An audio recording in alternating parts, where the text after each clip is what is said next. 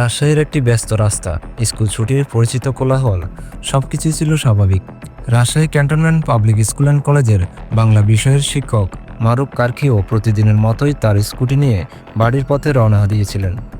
কিন্তু তিনি জানতেন না, সেই শান্ত দুপুরের আড়ালে তার জন্য অপেক্ষা করছিল এক ভয়ঙ্কর অতর্কিত হামলা।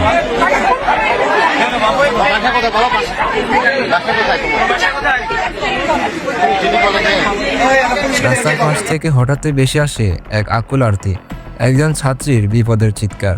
একজন শিক্ষক হিসেবে মারুফ কারখি কি পারতেন সেই ডাক উপেক্ষা করতে? না, তিনি পারেননি। স্কুটি থামিয়ে তিনি এগিয়ে যান সাহায্যের জন্য, কিন্তু কে জানতো এই সাহায্য করতে যাওয়াই হবে তার জীবনের অন্যতম বড় ভুল। কিছু বুঝে ওঠার আগে সাহায্যের আরতি এক মুহূর্তে বদলে গেল হিংস্র আক্রমণে। মেয়েটির হাতে থাকা ছুরি সরাসরি আঘাত হানতে চাইল শিক্ষকের গলায়।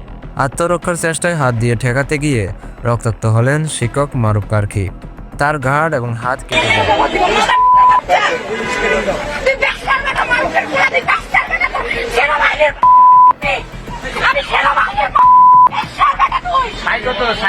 মুহূর্তে শান্ত রাস্তা পরিণত হলো এক রণক্ষেত্রে। স্থানীয়দের হাতে হামলাকারী ছাত্রী ধরা পড়ল, কিন্তু প্রশ্ন হলো, কে এই ছাত্রী আর কেন একজন শিক্ষককে এভাবে প্রকাশ্যে রাস্তায় মারতে চাইল সে? তদন্তে বেরিয়ে আসে এক চমকপ্রদ তথ্য।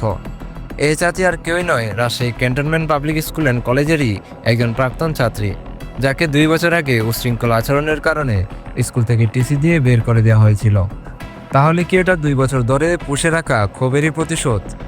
স্কুল কর্তৃপক্ষের মতে ওই ছাত্রীর রাগ শুধু একজন শিক্ষকের উপর নয়, তার লক্ষ্য ছিল এই স্কুলের যে কোনো শিক্ষক বা কর্মকর্তা। দুর্ভাগ্যক্রমে সেদিন তার সামনে পড়ে যান মারুফ কারখি। কিন্তু গল্পটা এখানে শেষ নয়, বরং এরপর যা ঘটেছে তা এই ঘটনাকে আরও রহস্যময় করে তুলেছে। ঘটনার খবর পেয়ে পুলিশ আসে, কিন্তু অবাক করা বিষয় হলো স্কুল কর্তৃপক্ষ পুলিশকে স্কুলের ভিতরে ঢুকতে দেয়নি। তাদের সাফ কথা, এটা আমরা নিজেরাই সমাধান করে নেব।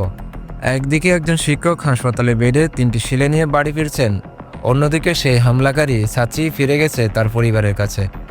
মাঝখানে রয়ে গেছে অনেকগুলো উত্তর না পাওয়া প্রশ্ন। এর উপরে এই হামলা কি শুধুই এক ছাত্রীর ব্যক্তিগত ক্ষোভের বহিঃপ্রকাশ, নাকি এর পেছনে লুকিয়ে আছে আরও কোনো গভীর রহস্য যা স্কুল কর্তৃপক্ষ ধামাচাপা দিতে চাইছে? উত্তরটা হয়তো সময়ের সাথে জানা যাবে, অথবা হারিয়ে যাবে Rajshahi cantonment public school and কলেজের 4 দেওয়ালের ভিতরে। প্রিয় দর্শক, পরবর্তী নিউজ পেতে সাবস্ক্রাইব করে আমাদের সঙ্গে থাকুন।